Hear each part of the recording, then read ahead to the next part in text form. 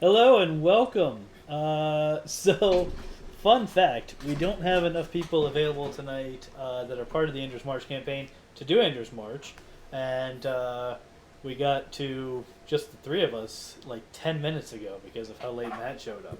So we're not doing that, and we also we're not able to just like go play Ark instead because our server isn't showing up for some reason that Carol is, I believe, investigating. So we decided we were just going to have an impromptu episode of Pineapple. Just get together and chat. So what have so we've been playing Ark is like the topic that comes immediately to my mind, which came about because of the In Memoriam group finding themselves in the dinosaur in the or not the Jurassic, the Cretaceous period. Briefly, what? Who, me? They Or they got time travel shenanigans. Listen, yes, they did. I'm Okay, what a I little said. salty. What I said was that time travel was not available as a power, and that if it was ever going to happen in the game, it was going to be something that affected the whole party and probably wouldn't be under the party's control for plot reasons. Like, it's really hard to do a post apocalyptic story if you can just go back to before the apocalypse. Um, so, so that was the rule. And as it happens, they only found time travel as something that they have no control over and that affected the whole party and isn't anybody's power. So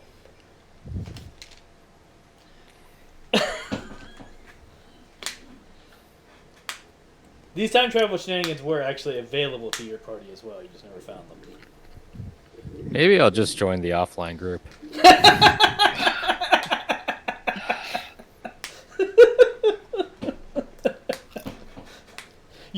You as you like creating a new character, or you're gonna try to convince them to let D move port over. Convince him to let D port over.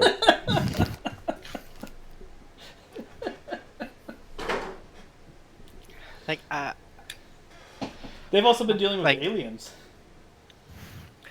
They had an encounter with like the aliens. character that I introduced, like the session before we switched. Like I had so many ideas regarding that character. So many. The possibilities were endless. I don't remember. And Who then we you switched to introduced. Star Trek. I don't remember who you introduced right there at the. Um it was Well, don't blame me. I voted to continue in memoriam, but I was outvoted. I feel like there was a lot of out. A lot of us were outvoted for that.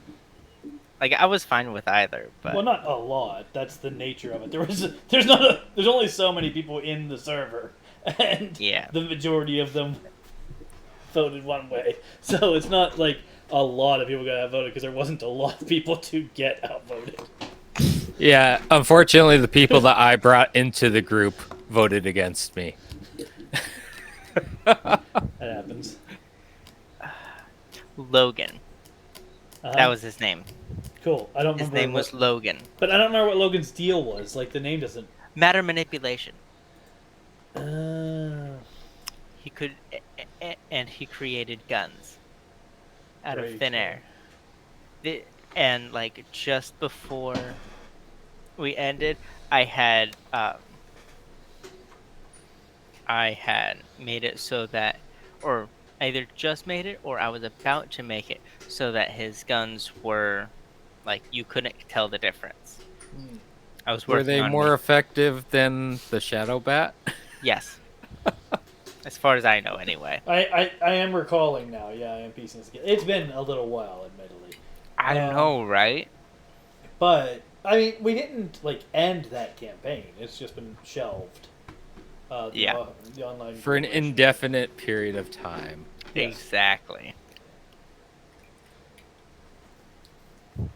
So yeah, so that's they've encountered that. One of the characters does have space travel and has encountered aliens, like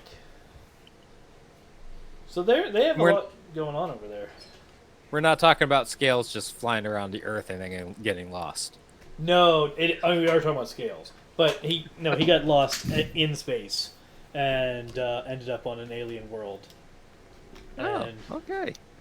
they called the military on him, and he left. And was this before the time travel? Yes, it was. Is he the reason why there's an alien spaceship in the garage? I mean, I don't know that I would call him the reason. He definitely found the alien spacecraft and told the rest of the party about the alien spacecraft. But it was in fact Found it. But it was in fact Ava. It was Ava who was like, "We need to have that." Of course, it was And Jacob. brought it into the base. And then we had alien technology trying to reach out to interdimensionally contact the aliens. Great. So everything is Jacob's fault then. There was no alien technology involved in that. The code? Yeah.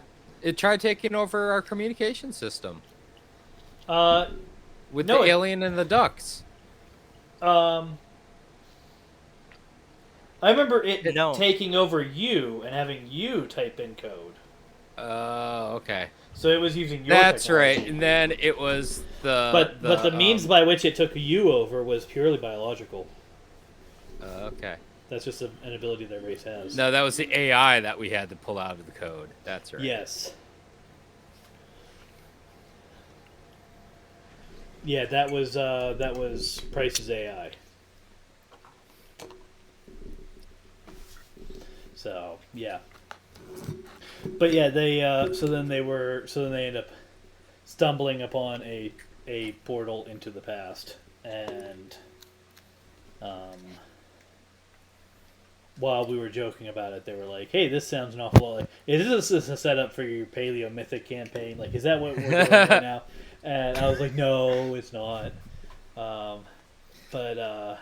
And it wasn't. It so But- should The have been. offline group influences the Paleo Mythic campaign, while Carol is like, "No, we can't interfere." Prime directive. Carol would be totally the quarter of the Prime Directive. But I mean, admittedly, I was like, but if you are interested in Paleo Mythic, I do have it available because Steven really wants to play the Paleo Mythic campaign, but can't do it on Thursday nights. Gotcha. And so I was like, well, I mean, you can hire me to do that. Like that's a thing that's available on a website that I have. But yeah, no. But yeah, we ended up talking about how it was very much how going back to the past would be, maybe it'd be like Ark, and then people started talking about Ark, and then we were like, well, let's just play Ark, and so that was Yep. so that's how Ark came about. And in now the that's a server. thing. And that, that's like, definitely a thing. I just get those notifications like every day. What Hey, note? on Arc. Hey, on Arc. Hey, on Arc. You should be just getting need to notifications. start playing with us. That's all. So, you have an announcement, I do. right? Who? No, Tim or me? Matt. What's Yes. happening in 2 days? In roughly 2 days. Roughly 2 days. All right. Roughly 2 days, I am officially joining the Fathers Club. Oh, Very nice. yes. So, did you guys choose to find out the gender, or are you Yes. guys going to be surprised? Didn't he already say it was going to be a boy? Yes, I did. I don't remember. I'm Yeah. sorry. And I asked Carol about it over the weekend when we were playing Ark, and she couldn't remember either. Oh, So, yeah, I remembered. Which is all right. probably very annoying to her because there are things that she wants me to remember that I don't remember, and then things that I want me to remember that I don't remember, Yeah. and then occasionally things that I don't actually know but I think I know, and it turns out that I'm right anyway. And have you guys decided on a name? Jeremiah. Jeremiah. Nice. All right. You ready for him to grow up with bullfrog jokes? That is true. I mean, I'm not. It's low hanging Bullfrog fruit, so I'm not jokes? gonna go there. But like, There's a song, Jeremiah was a bullfrog. yeah, was a good friend of mine. Yeah. Never understood a single did word not he know said, about but he that. always had some mighty fine wine. It's a pretty well known song. There are lots of people who reference it, even if they're not old enough to have like remembered it being on the radio. Yeah. Including me, I think. I think that song was like 20 years before me. Holy But, cow. But yeah, no, It was it has by had a Three cult. Dog. It has Yeah, it had was a. by Three Dog Night. It has had a pop. It has had an impact on pop culture. And the song name is Joy to the World, actually. Really? Yes. Because its opening lyric was Jeremiah was a bullfrog, but Yeah. the name of the song was Joy to the World. Huh. I never would have guessed that. And it was 1971. Okay, so a decade. It's a decade older than I am. Or, sorry, 1970, and then they released an edited version in 1971. Yay, Wikipedia. What was in the But unedited Joy to the version? World? Well, I mean, presumably the rest of the lyrics. Yes. But who knows? Because like this happens. One of my favorite. Doesn't sound right. Because, like, I'm sure I've heard Joy to the World. It's not that Joy to the World. It's not the Christmas Joy to the World. Yeah, that's But where the first- mind instantly goes. My mind goes It is straight not the to classic Christmas hymn. The classic it is Christmas not the hymn, Joy to the Christmas hymn. World, just was not written in 1970 about a bullfrog. Now you can see It would why be I had fun to play confusion. it for. It would be fun to play it for you, but then we get a copyright strike. Yeah, yeah, we definitely. Guess I gotta look it up on my own. You gotta look Well, it up. you could look it up, or we could post the YouTube video of it in the Discord. Yes. Maybe that's the perfect time to put the link Mass naming in is- the. Mass name is Kid Jeremiah. Cool. Could you disconnect from the shower speaker? Yes. Thank you.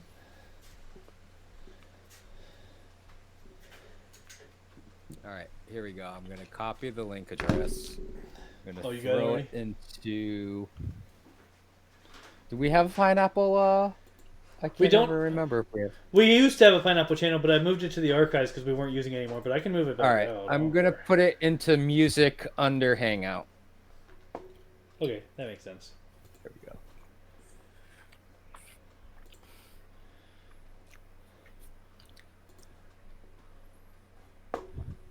So yeah. So Cool. Jeremiah's due date is on the 8th.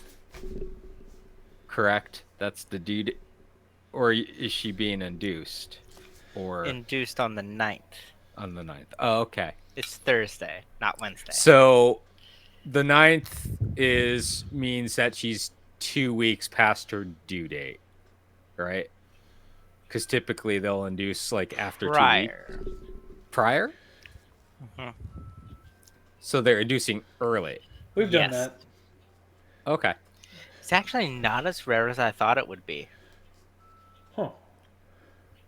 Yeah, when well, for my daughter, because she Carol went into labor like way too early, and Yeah. they managed to stop it, and they gave her some medicine because to help make sure that our daughter developed, her brain and lungs developed enough Yeah. that she'd be okay if she came early.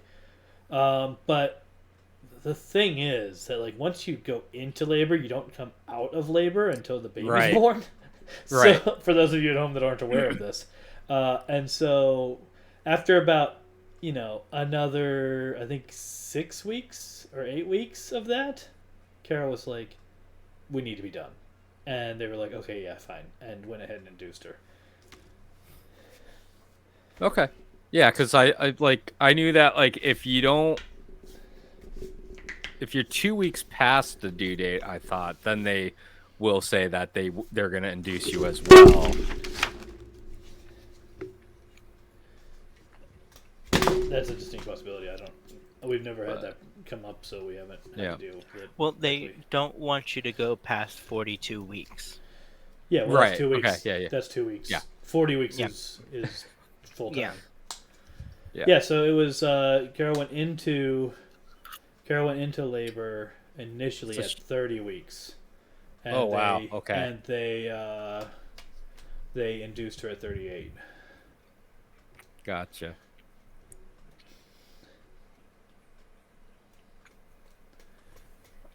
So Yeah, I thought Jonah was like a month early. oh well. But Well, we were really concerned because we were up in Greenfield and they straight up told us.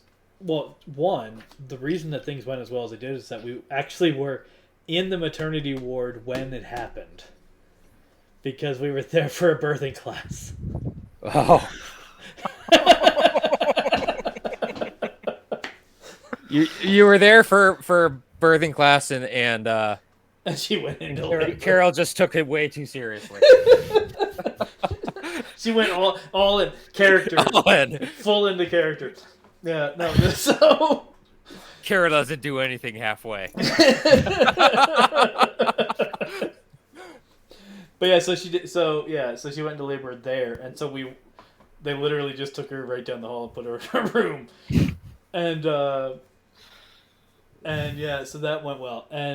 But they told her, they were like, if we can't stop this, then we have to send you down to Springfield because they just did not have the facilities. Right. Wouldn't Cooley Dickinson have been closer? I mean, yeah, because that's Northampton. Yeah. Yes, it would have been closer. However, they're a smaller facility though. I think they're a smaller facility, but also Bay-State.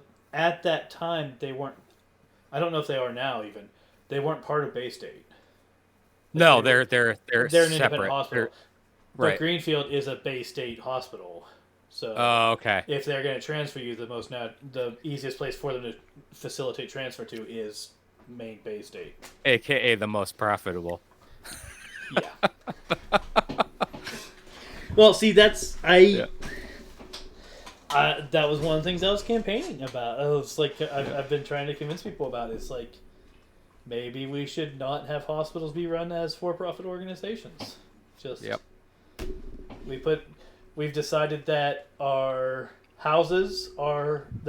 our houses is important enough that we're gonna pay for firefighters out of taxes, and we've decided that protecting our property and protecting from crimes is important enough that we're going to pay for police out of our taxes, but we don't feel that protecting our health is important enough that we'll just pay for that out of our taxes? No? Okay. You're crazy. That's an entitlement.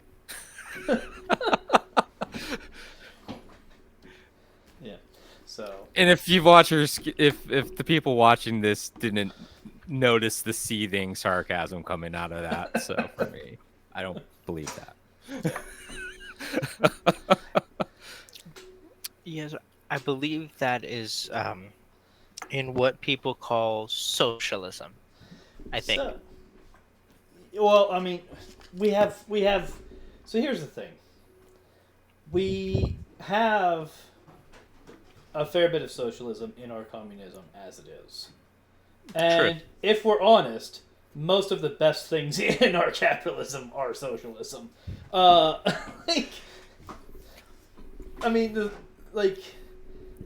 not for I don't want to live under socialism as an economic system, but I think that we should very much be open to hey, if we can borrow bits and pieces from these other systems that work better, why not do it? English rules. The English language rules. Yeah, exactly. Ooh, I Just- like that. Gimme. Yeah, exactly. If we can, because it's all just experiments. It's all just systems that we made up to try to make the world work for us. And you know what? Yep. If the idea is, well, we just borrow that and make it work slightly better, then just do it. Like, that was during COVID. That was the thing that was bothering me. People were like, "Oh, but we have to protect the economy." I was like, the economy's made up, right? Like, if we need to, we can just make a new economy that works with this system. Like, we can do that. Like, we can just. It's not innate. Like, God didn't give us the economy. That's the easy part. The easy part is making the new economy. The hard part is transitioning from the old one to the new one. Yeah, well. But yeah, I don't know. It's all just. But people act like it's just like this innate, fixed, untouchable thing. It's like, it's a big global game of pretend. We made it up! Yep. Anyway, yeah. So, I'm not a socialist, but when it comes to economics, I'm a pragmatist, and that means sometimes a little bit of socialism.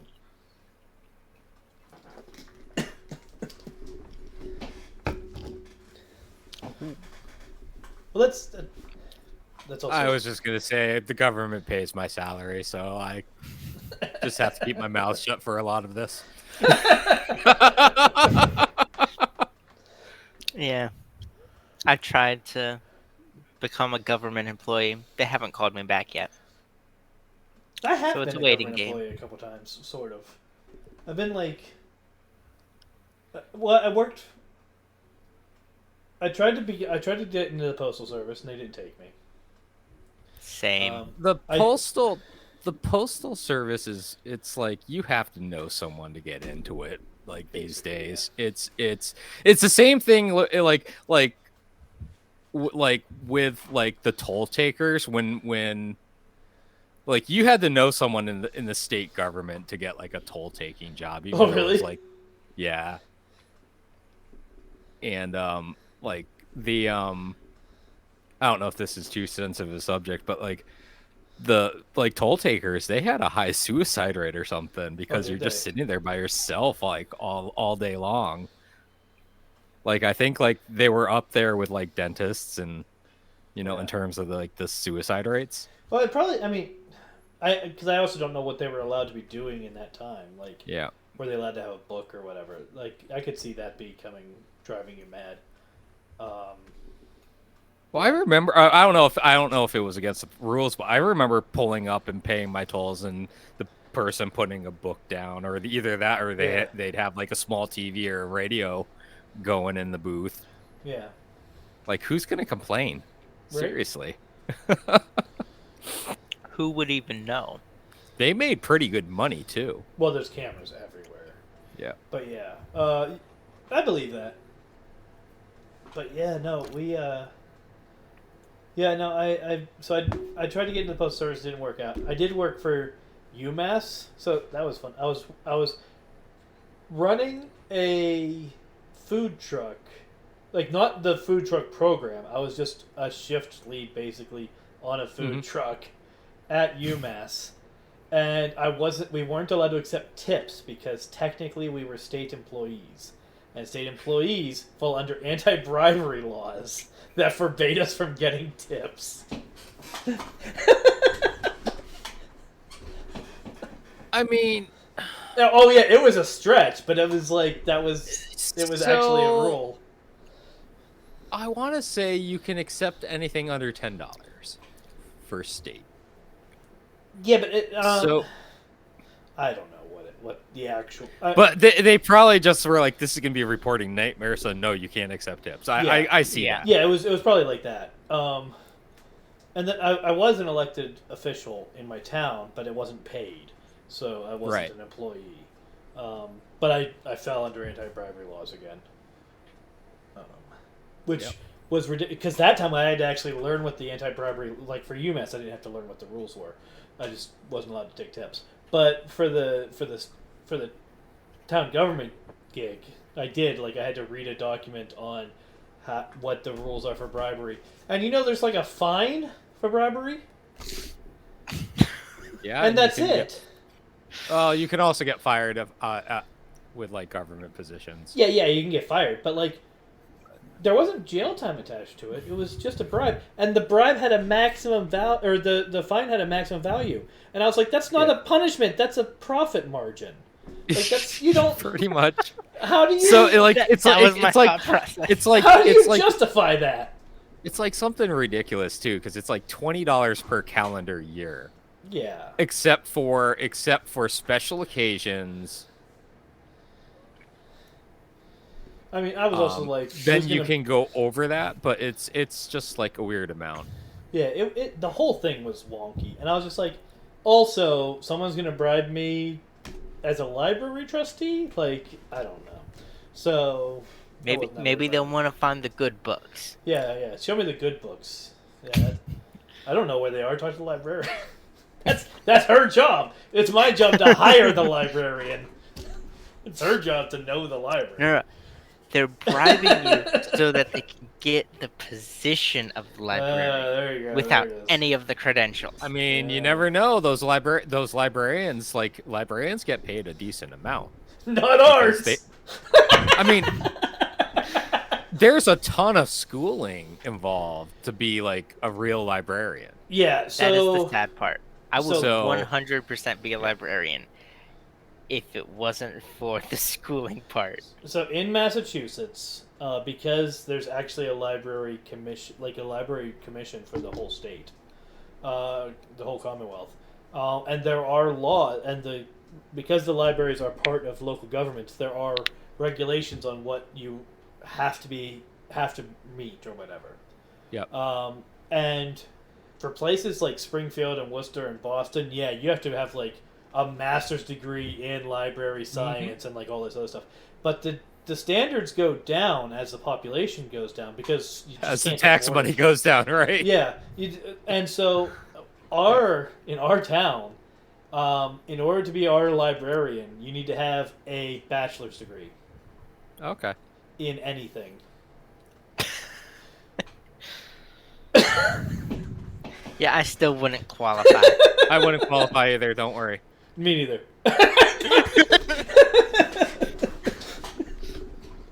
But like but the standards are just way low just because you can't live in our town on the income that you get as a librarian. That makes sense. In our town. Yeah, at my last job, like they sent out questionnaires. And they're like, how many degrees do you have?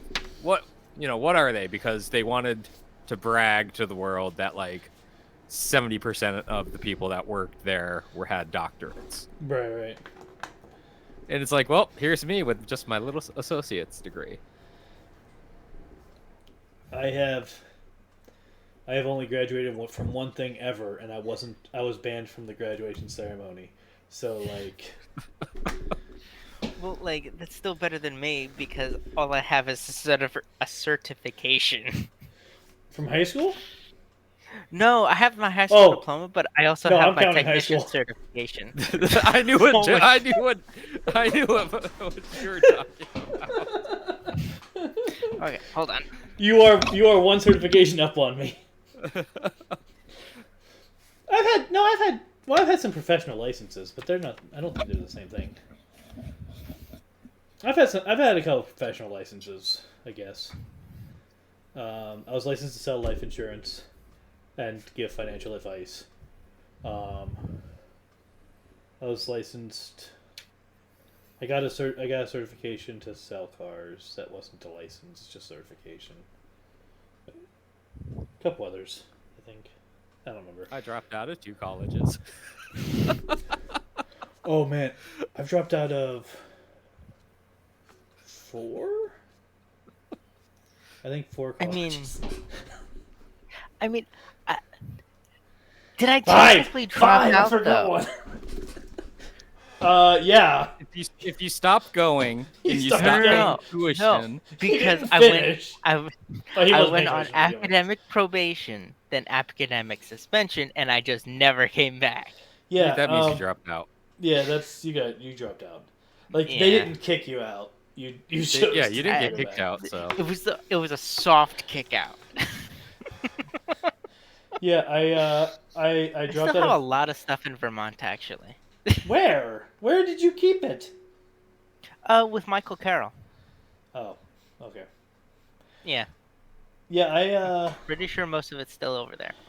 I dropped out of art school after 6 months, and then I went later on. I went to Butler County Community College to become a high school science teacher, and I think I did 3 semesters total there, and then I went to Greenfield Community College, and I think I did 4 semesters there. And then I went to Northeastern Baptist College and did, 2 years there. 4 semesters? Yeah. How did you not Really? get your associates? Because I wasn't going for an associate's. I was going for a bachelor's. Wait, you only did 2 You can- years? You could Yeah. get a You only bachelor's. did 1 semester more than me? Yeah. Huh. You could get a For some reason, I thought bachelor's you from would. Greenfield. You'd Yeah. like graduated or something. something. I don't remember. Maybe I only went 1 year. I don't remember. I thought that Greenfield and like Stick were associates only programs, and then you have to transfer to a 4-year college to was get your bachelor's. I was trying to transfer and it didn't work out. Yeah. I wasn't allowed to go to UMass, and I wasn't going to drive all the way to Boston. So. Yep. And then I did 2 years at NEBC. Well, you know what it was, Matt, was that I enrolled for my 3rd year, and I went up there to start my 3rd year, and then like 2 days before the school year started, realized I couldn't do it and backed out. So Okay. we were talking And then about just- maybe, and then just never went back. And then I tried Grand Canyon University, and that did not last. That was not a good fit for me. And now I'm in a program called through the Antioch School. But they're a Christian academy. Come on. Is that one of their big sellers online? I mean, they are On the Christian commercial? Academy, and I was going for they're Christian Academy, and I was going for ministry. But it turns out that their model of doing education online just did not work for me at all, and I was deeply frustrated with some of the other. Like I had to do, we had to like okay, you have to comment on like 2 other people's posts every week in every class. And I'm just like, I'm reading these other posts. I'm just like, have you ever heard? Do they have to be positive comments? Well, no, but I couldn't just So go you in just and rip berate people them apart. then. I couldn't just berate them all day. But Why I gotta not? tell you, there were times I really, really wanted to. Oh my god. Be like, that's- based on your comment, I can tell that you grew up in a bubble, and that's why you're going to the Grand Canyon University. Well, no, because a lot of them, it wasn't even like a lot of them. It wasn't even like, oh yeah, we have this great disagreement about theology. It was just like, oh, you have no idea. Like you're not here because you actually know about this stuff. Like I don't think you've ever like opened a Bible in your life. Why are you answering these theology questions? And yeah. Those kinds. Well, I'm pretty sure Tim thinks the same thing about me when I post stuff on in Discord.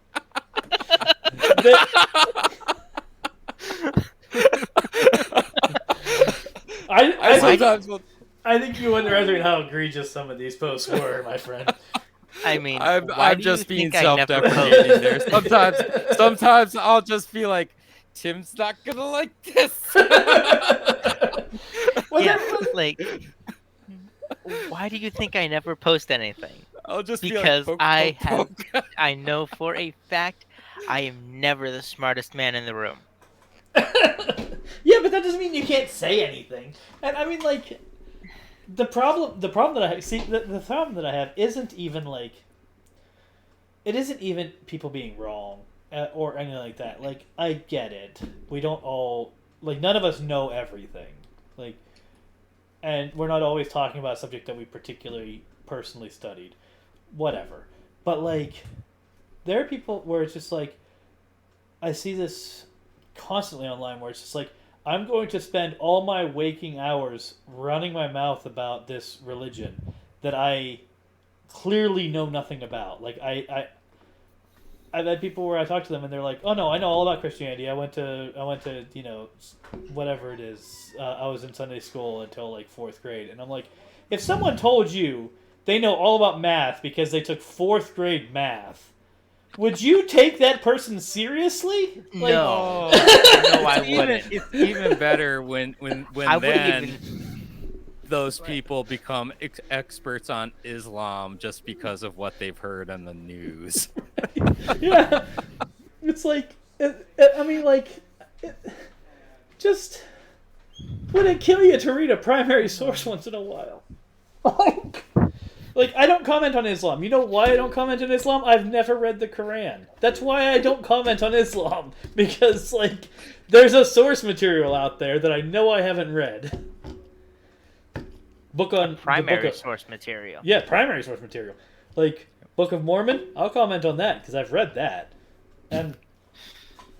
But, like... I mean, you've read that and make them run away from you. Okay. Or was that Jehovah's Witness? Okay, well, no, I'm definitely banned from Mormonism, but like, they've definitely, but they didn't run away. Okay, the Home Office transferred them away. They transferred them to be re-educated. Yes, that did happen. That just makes me think of like some old like sci-fi movie where you step out of line, so they ship you like a 1984 type society. Yeah. Where you step out of line, so they send you off to be re-educated. Yeah. Mormonism. What was that movie with Christian Bale? Which Sean one? Bean? Equilibrium. I think it was, yeah. Where they're destroying all the world's art, and I think so. Yeah. he's the kung Equilibrium. fu he's the kung fu priest, the gun fu guy. That's right. Yeah. And of course, Sean Bean dies. As he is wont to do. Give me one movie where Sean Bean doesn't die. I think Sean Bean only dies in like a quarter of his movies. It's just that they're all the most popular ones. He dies in Lord of the Rings. Yeah, that's one of his most popular movies. Okay, movies where Sean Bean does not die. Because that was the question. Yeah, give me one movie where he doesn't die. Just National Treasure. He doesn't die. He's a national treasure? Yeah, he was the guy that financed the first expedition to the Charlotte. Pretty sure he dies in that though. Yeah. Right at the end. On Collider, it says he does not die. What he doesn't die in to... Pixels. Let's see.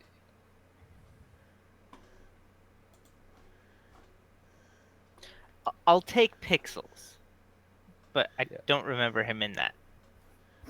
I don't remember him being in it either. Oh, he was like an army general or something. He's a military general or whatever. A movie called Possessor. He didn't die in the 2006 Silent Hill. He did not die in Percy Jackson in the Olympians, the Lightning Thief. Wait, who was he in Percy Jackson? Zeus, I think? Zeus. Okay. So he has died 23 times in film and television roles, and it's just because he's been in so much stuff. Oh yeah, and a lot of his deaths have been very like powerful. A number of his deaths have been very powerful, like culturally. So he does not die in The Martian. He was the head of. He was in The Martian. He was the head of NASA, the mission control, I think, at the time. He didn't die in Troy, apparently. I never watched that movie. He didn't die in Jupiter Ascending, apparently.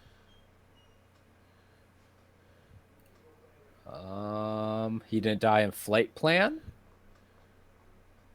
There we go.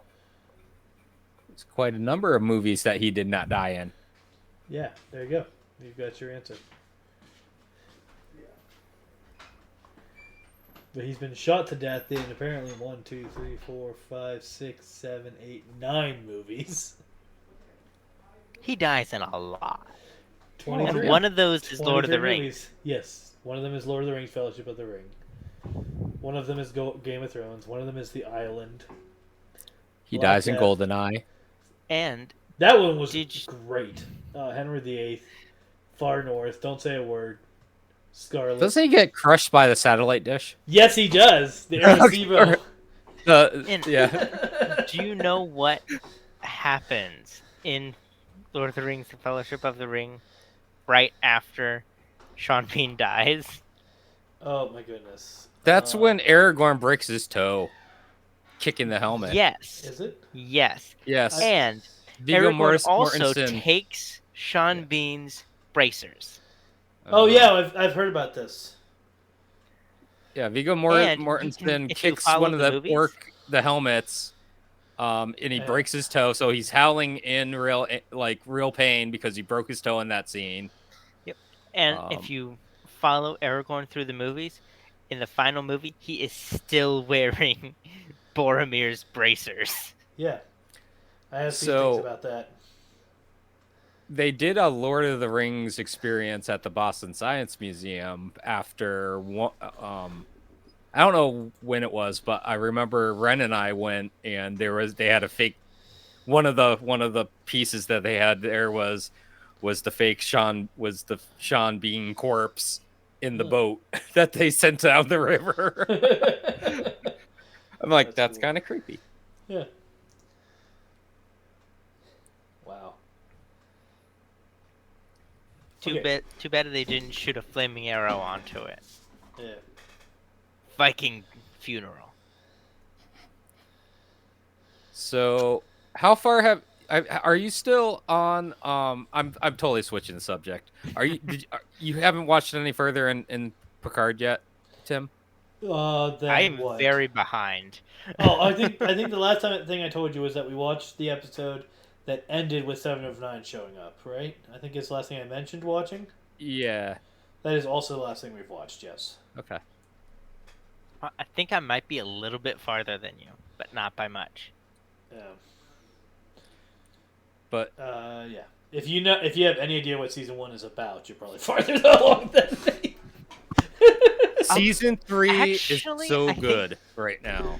I think I think I stopped like the episode before the last episode of season 1. Oh, okay. Okay. Yeah, so you're probably much farther along than I am. Carol and I are. But they announced that Discovery, this is the 5th and final season. I did hear I that, did hear yeah. that. Thank goodness. I don't know. They have a lot of like. They could do a lot if they really tried with Discovery. So my problem, like, I posted a video last week in the TV shows channel, where it was a strong argument that Picard season 3 is the best Star Trek season since like the pre-Enterprise series.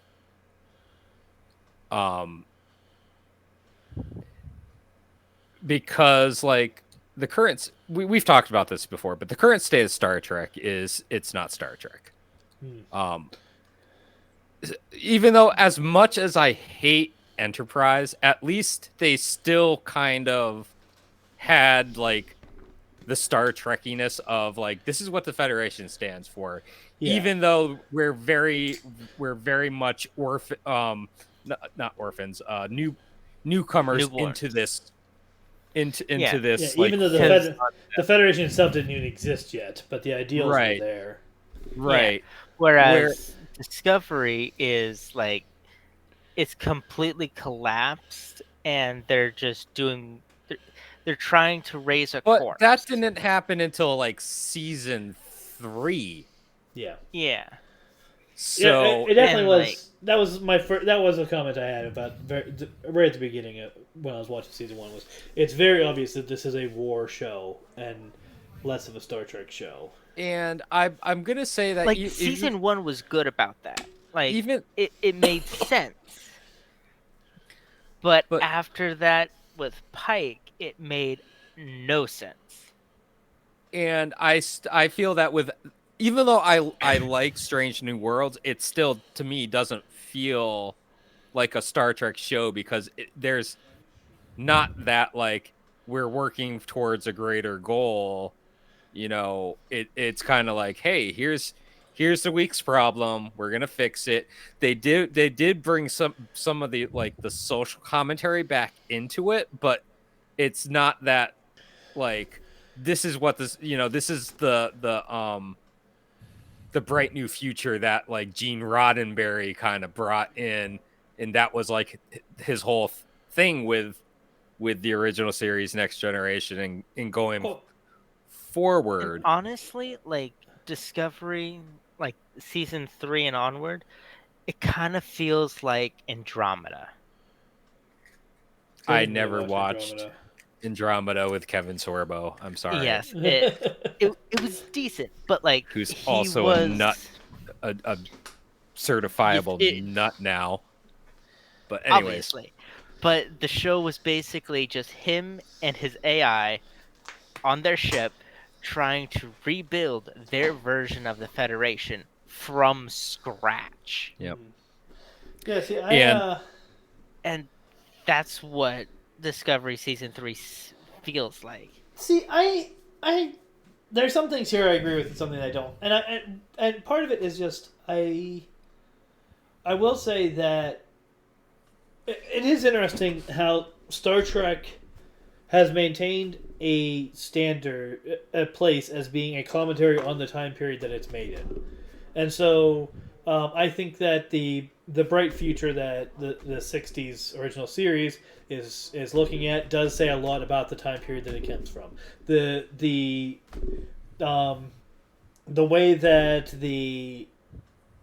that Next Generation deals a lot with the dangers and questions about the advances of technology, rapid technology advancement, is a commentary on the 90s, the 80s and the 90s when it was made, and so on and so forth. And so you see that, and I think that Discovery and Strange New Worlds also do have that element to them. But one thing that really, I think Strange New Worlds does feel more Trekky, but the big thing that I think stands out to me is that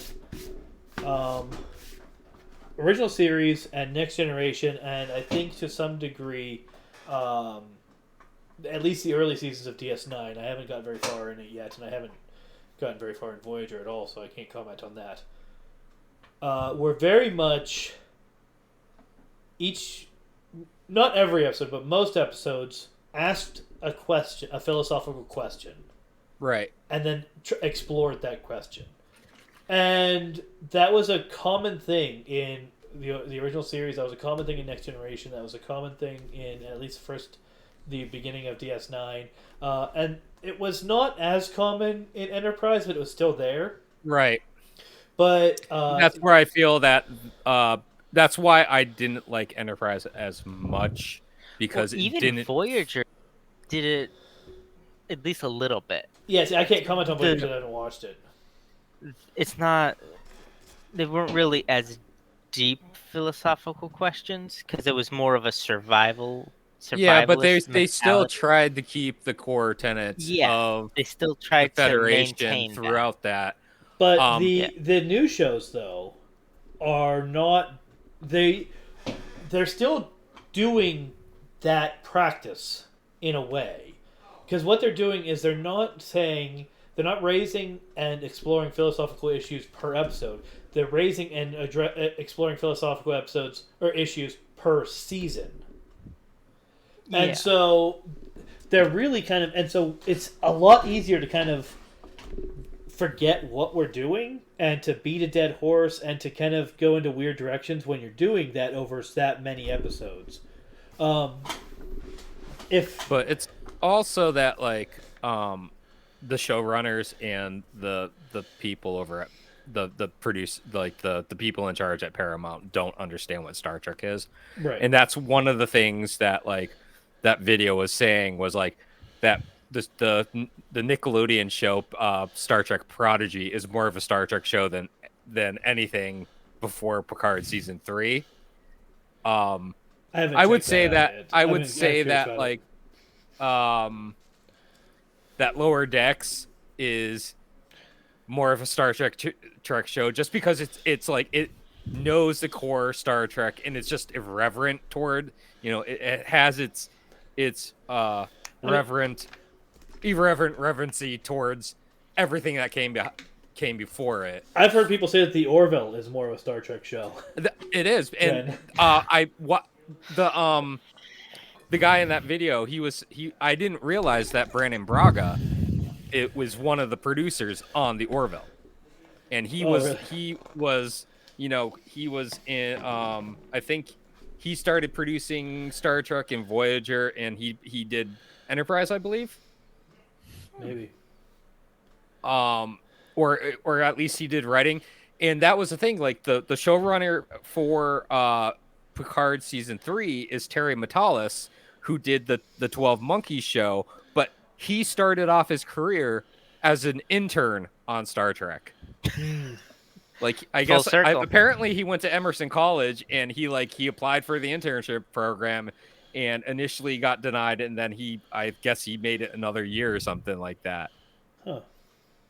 So like he understands Star Trek more than, you know, whatever their faces are, or Orchie and who's the other guy?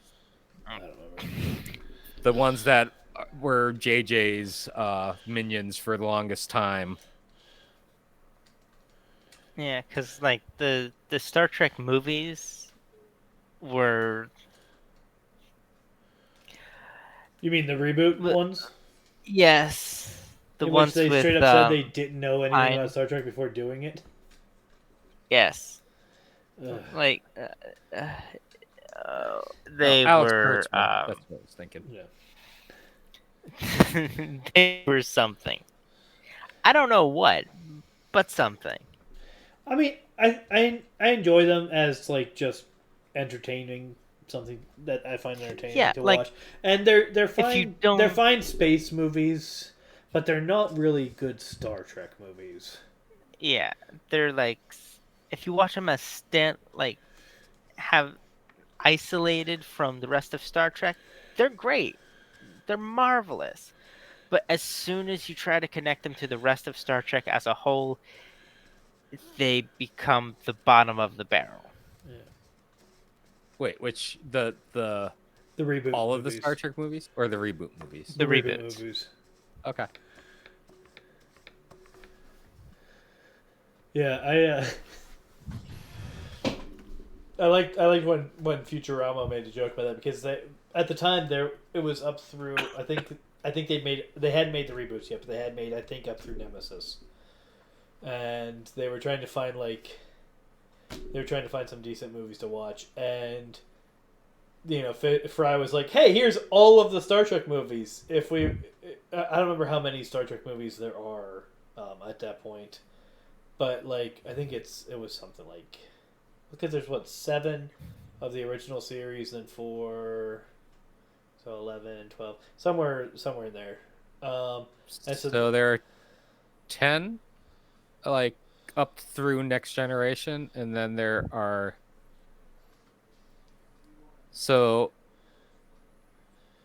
however many there were at that time that the episode of Futurama aired. He was like, hey, if we take all of these, we get the equivalent of like half as many good movies. Yeah, there are 4 Next Generation movies, 6 original series movies, and then you have the 3 Kelvin timeline. All right, so yeah, it was something like Oh, well, if we have time to watch like 4 good movies, we can watch all of the Star Trek movies, and we'll functionally get 4 good movies out of it, or something. Well, technically was that the is joke true they made. because it's 2, 4, 6 in First Contact. There you go. Oh, which reminds me, we were talking. Carol and I And were 4 is talking not about, that great, but 4 I still have is near and dear to my heart because Carol and I were talking about there's a new Indiana Jones movie coming out, and she was like, "Do you want to see it?" And I was like, "Yes, it's an odd number Indiana Jones movie. It's probably going to be pretty good." It's an odd number Indiana Jones movie. It's Wait. true. Now, that odd number, does that include the Indiana Jones movie, which must not be named? Yeah, That's even. That Okay. was even. that was an even number movie. Because That was 4. this is the 5th. This is the 5th one. Yeah. So yeah. So 1 and 3 are good, 2 and 4 are not, and 5 is an odd numbered movie. So I'm looking forward to it. I mean, it looks like it could So- be really good. all they have to do is not put Indiana into a freaking refrigerator in the middle of a nuclear test zone, and I'll be happy. No, like, as long as if the story will happen the exact same way without Indy, then it's not a good movie.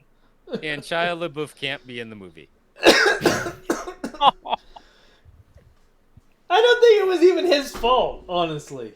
No, it wasn't his fault, but he was kind of. I to be honest, it's I don't even remember what he did in that movie, but like he was useless. He was. He made me curious what kind of security they have at like famous celebrity events. Because like he started showing up to things, like he showed up at that one with a paper bag over his head that said "I'm not famous anymore," and stuff like that. And I was just like, did they make him take that off to confirm his identity? Like, do they know? Do they know that that's Shia LaBeouf? Like, because I know Hannibal Buress like just sent a lookalike to an event one time because he didn't feel like going. Like he got double booked and he decided he wanted to do the other thing. So he just found somebody that looked like him and was like, "Hey, go pretend to be me," and didn't give him any information on how to do that. And like the guy just went and was like interviewed as Hannibal Buress, and he was like, "Oh yeah, hi," which is a very Hannibal Buress thing to do. But like that type of thing. So those two made me go, "Can you just like show up in helmet to be like, yeah, we're Daft Punk,' and be allowed in? Like, are there standards? These things? Can I just show up in a morph I suit?" don't know. Daft Punk, like, they are their helmets. That is what people know them as. Right. So like, that's my thing. Is like, if I show up in a morph suit and a tuxedo, can I just walk in and just be assumed to be somebody that's invited? Like, what type of standards? What type of security do they have at these things? I mean, I kind of want to find out. You at your word. That's the question. Well, Because I mean, are you just gonna say, "Hey, I'm so and so"? yeah, I Are don't they know. Do just they have gonna like let you in? do they have like paper invites? Like, how do they do this? I there's a part of me that wants to test this and like actually find out if I can get into an event that I'm 100% not invited to. Just just by virtue of pretending to be someone weird enough that they assume that I'm probably actually that person. That's the question. I think you probably just have to look like you're like, I belong here, and that's all. Well, that's easy. I used mean, to. That's how I delivered pizzas. I remember this. I remember this story. It's Walk not like a you belong story. there. You can get in anywhere. That's true. If you act like you belong somewhere and you have things that reasonably make sense to be there, people will let you get away with a lot. Like, and a pizza bag is a golden ticket. Yep. I would just walk into places. I just find an open door and just walk in, and I think the story Matt's referring to is the time that I was in a bank's data center. Like, every single room is like certain, like you are not allowed to be in this building at all unless you have reason to have access to like all of our customer records. And I'm just wandering the halls with a pizza bag because I found an unlocked door and I had a delivery there, and someone caught me and they were like, "What are you doing here?" I was like, "I have a pizza for so and so," and they're like, "Oh, that way," and then just walked away. And I just went. I just went that way, found the person. And they're probably like, No. "How did you get in here? I'm gonna get fired." That was the last Better pizza they question. ordered. The better question is, did you ask for directions out? No, I knew the way out. I went out the way I came in. Set off a fire, the emergency door, emergency alarm. Well, I remember at one of the places, the data centers, they had weight sensors on the floor. There was a turnstile to get in, and they would weigh you on the way in, and then they would weigh you on the way out. Oh wow. Yes. Yeah, that would have caused you some trouble, Tim. Well, No, because as long as you weighed less on the way out than you do on the way in, so what you have to do is you have to fill your pockets with lead weights. don't say this on screen. Don't listen to me. Yes, No, don't actually try this at home. What happened was there was a side door that someone had used as a smoke to take a smoke break, and when they went back in, the door didn't close all the way, and so when I couldn't figure out how to get into the building because they didn't have like a reception area because it wasn't a place that people were supposed to go. Yep. So there I couldn't figure out what the front door was, but I saw a door that wasn't fully closed, and I just went and opened it and walked in. That was it. Probably their best. Yeah, I pizza would guy. have said, like, if it was at some the places I've worked, you would have been fired. Well, not me. Not you.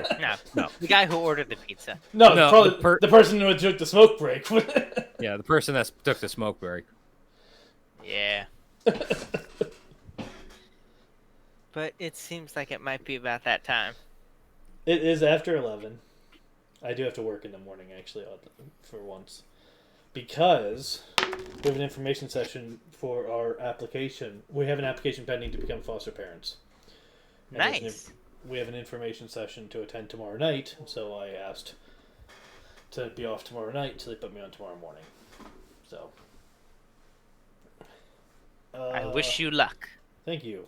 And you as well, with the baby. Yeah, good luck. Let us know how it goes. Are you going to be in the Will room? do. Yes. Cool. It's an experience. I've been told.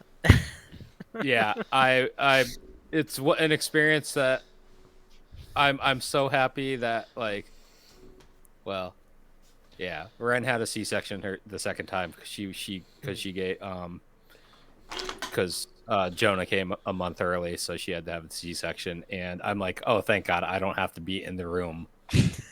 And he was his umbilical was around his neck, and he wasn't turned around, so there was no way that she was gonna deliver him naturally, and I was just like, I don't have to watch this, thank goodness.